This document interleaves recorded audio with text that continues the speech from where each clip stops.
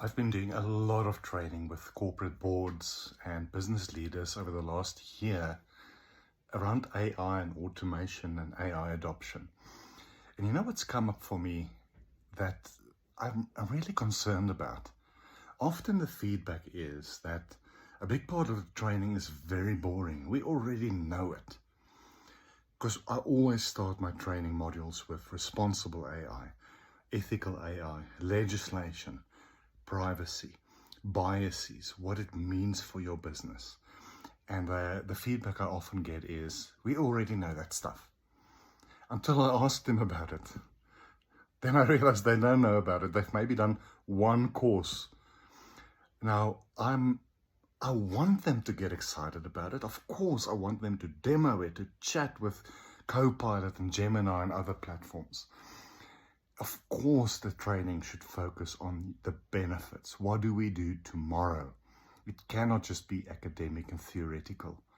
But I am not willing to train companies and leaders without bringing in the ethical and responsible side and to explain what AI is, its limitations, the difference between AI and automation. Because leaders are super confused, very smart people. I respect them. But they don't know what they don't know. So if you want me to train you on just all the sexy, exciting stuff, I'm not your guy. Pick somebody else. There are probably many people doing it. I have to ground you in the foundation. And if you don't like it, then I'm sorry. But I have a moral responsibility to make sure you understand it. Not just theoretically, not just from a textbook. It should be an integral part of how you run your business. We will get to the exciting stuff. Of course we will, and it should be part of the training.